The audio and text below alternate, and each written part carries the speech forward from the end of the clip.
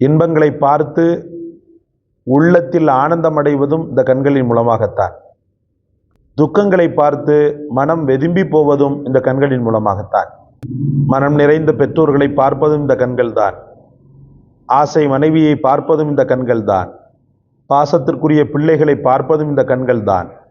படைத்தவனான காபத்துல்லா ஷரீஃபை பார்ப்பதும் இந்த கண்கள் தான். எங்கள் உயிரினும் மேலான கண்மணி முஹம்மது ரசூலுல்லாஹி ஸல்லல்லாஹு அலைஹி வஸல்லம் அவர்களை மதினாவில் சென்று அவர்கள் வாழும் பூமியான மஸ்ஜித் நபவியை பார்ப்பதும் இந்த கண்கள் தான். இப்படி இந்த கண்களின் மூலமாக அல்லாஹ் ரப்புல் ஆலமீன் மலைக்க வைக்கின்ற நியாமத்துக்களை அல்லாஹு தஆலா வைத்திருக்கிறார். இந்த கண்கள் பிஸ்மில்லாஹிர் ரஹ்மானிர் ரஹீம். பேரன்பிற்கும் பெரும் மதிப்பிற்கும் உரிய அல்லாஹ்வின் நல்லடியார்களே, அல்லாஹ் ரப்புல் ஆலமீன் உடல் இயக்கங்களின் மிக முக்கியமான மோட்டிவேஷனாக, உத்வேகமாக கண்களை அல்லாஹ் வைத்திருக்கிறான். இந்த கண்கள் தான் வாழ்க்கையினுடைய பெரிய அஸ்திவாரமாகவே இருந்து கொண்டிருக்கிறது. இன்பங்களை பார்த்து உள்ளத்தில் ஆனந்தம் அடைவதும் இந்த கண்களின் மூலமாகத்தான். துக்கங்களை பார்த்து மனம் வெதும்பி போவதும் இந்த கண்களின் மூலமாகத்தான். மனம் நிறைந்த பெற்றோர்களை பார்ப்பதும் இந்த கண்கள் தான். ஆசை மனைவியை பார்ப்பதும் இந்த கண்கள் தான். பாசத்திற்குரிய பிள்ளைகளை பார்ப்பதும் இந்த கண்கள் தான். படைத்தவனான காபத்துல்லா ஷரீஃபை பார்ப்பதும் இந்த கண்கள் தான். எங்கள் உயிரினும் மேலான கண்மணி முஹம்மது ரசூலுல்லாஹி ஸல்லல்லாஹு அலைஹி வஸல்லம் அவர்களை மதினாவில் சென்று அவர்கள் வாழும் பூமியான மஸ்ஜித் நபவியை பார்ப்பதும் இந்த கண்கள் தான். இப்படி இந்த கண்களின் மூலமாக அல்லாஹ் ரப்புல் ஆலமீன் மலைக்க வைக்கின்ற நியாமத்துக்களை அல்லாஹு தஆலா வைத்திருக்கிறார். இந்த கண்கள் எந்த அளவுக்கு மிக முக்கியமானது என்று சொன்னால், அன்பிற்குரிய அல்லாஹ்வின் பெருமக்களே, கண்களை வைத்துதான் அடிப்படை தேவைகளை பூர்த்தி செய்வதிலிருந்து ஆக்கப்பூர்வமான தேவைகள் அனைத்தையும் பூர்த்தி செய்ய முடியும். கண்கள் இல்லை என்றால், ரசூலுல்லாஹி ஸல்லல்லாஹு அலைஹி வஸல்லம் உடைய காலகட்டத்தில் உங்களுக்கெல்லாம் தெரிந்த செய்திதான். உம்மு மக்தூம் ரலியல்லாஹு, கண் பார்வையற்ற சஹாபி. அந்த சஹாபி சொல்வார்கள், யா ரசூலல்லாஹ், நான் வீட்டிற்கும் மஸ்ஜிதிற்கும் சென்று வரக்கூடிய நேரத்தில் சில நேரத்தில் கண் பார்வை இல்லாமல் தடுமாறி எனக்கு பெரிய பாதிப்பு ஏற்பட்டு விடுகிறது. அதாவது கீழே விழுந்து விடுகிறார். கை கால்கள் எல்லாம் சிராய்ப்பு ஏற்பட்டு விடுகிறது. கரடுமுரடான பாதை அல்லவா அரபகத்தில். யா ரசூலல்லாஹ், அந்த மாதிரி நேரத்தில் நான் வீட்டில் தொழுது கொள்ளலாமா என்று அனுமதி கேட்பார். அப்போதுதான் பெருமானார் ஸல்லல்லாஹு அலைஹி வஸல்லம் அவர்கள், யா உம்மக்தூம், ஜமாஅத்து தொழுகையினுடைய சவாபை நீ சாதாரணமாக நினைத்து விடாதே. தயவு செய்து உன்னுடைய வீட்டிலிருந்து பள்ளிக்கு ஒரு கயிற்றை கட்டியாவது பிடித்தாவது ஜமாஅத் தொழுகைக்கு வந்துவிடு என்று பெருமானார் ஸல்லல்லாஹு அலைஹி வஸல்லம் அவர்கள் சொல்வார்கள். அந்த சஹாபியை மிக முக்கியமான பதவிகளில் அமர்த்தி பெருமானார் ஸல்லல்லாஹு அலைஹி வஸல்லம் அவர்கள் அழகு பார்த்தார்கள். அப்ப கண் பார்வை இல்லாமை அப்படின்றது ஒரு பெரும் வேதனையை தரக்கூடிய ஒன்று. ஆனால் இந்த வேதனைக்கும் அல்லாஹு தஆலா பெரிய பரிசாக வைத்திருக்கிறான். சொல்வார்கள், பிறவியிலேயே பார்வை இல்லாதவர்கள் அல்லது கண் பார்வை இடையில் பறிபோனவர்களுக்கு அல்லாஹ் சொர்க்கத்தை விட குறைந்த பரிசை தருவதற்கு வெட்கப்படுகிறான் என்று சொல்வார்கள். அப்ப சொர்க்கம் நிச்சயம். பார்வையற்ற மாற்றுத்திறனாளிக்கு சொர்க்கம் என்பது நிச்சயம். அதுல எந்த சந்தேகமும் கிடையாது.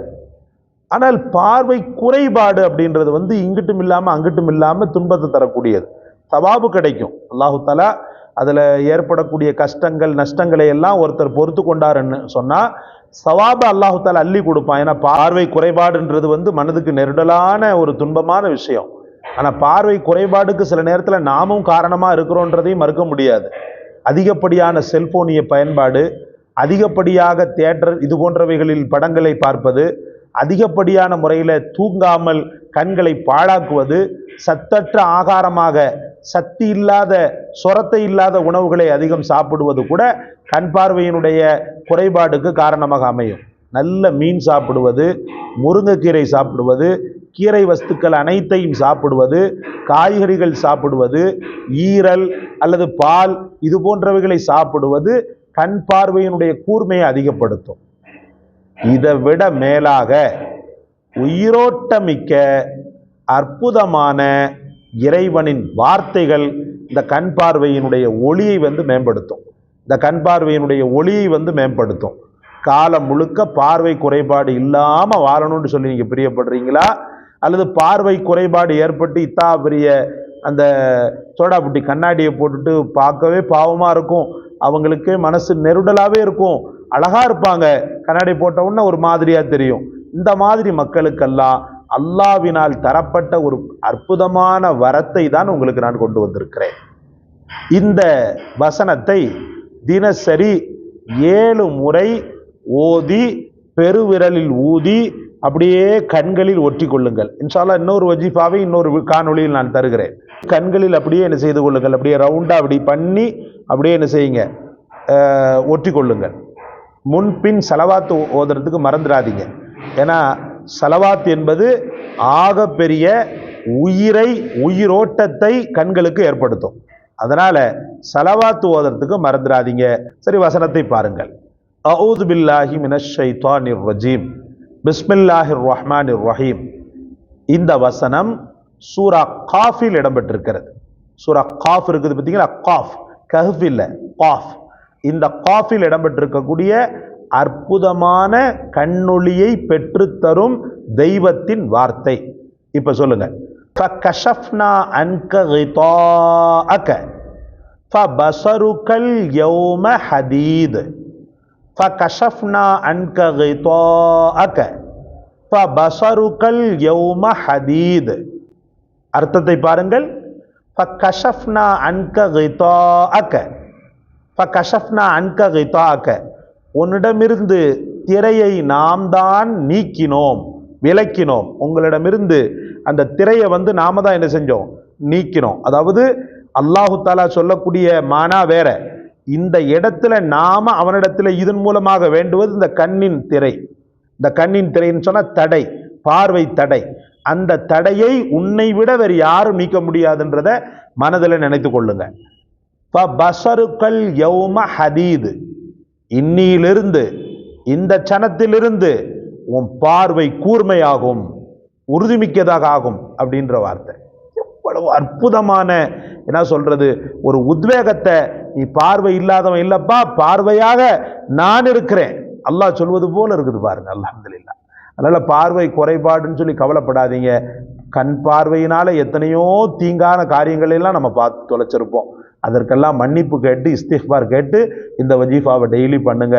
அல்லாஹ் தௌஃபீக் செய்வானாக. இந்த காணொளி உங்களுக்கு பிடித்திருந்துன்னு சொன்னால் லைக் செய்யுங்க, ஷேர் செய்யுங்க, சப்ஸ்கிரைப் செய்யுங்க.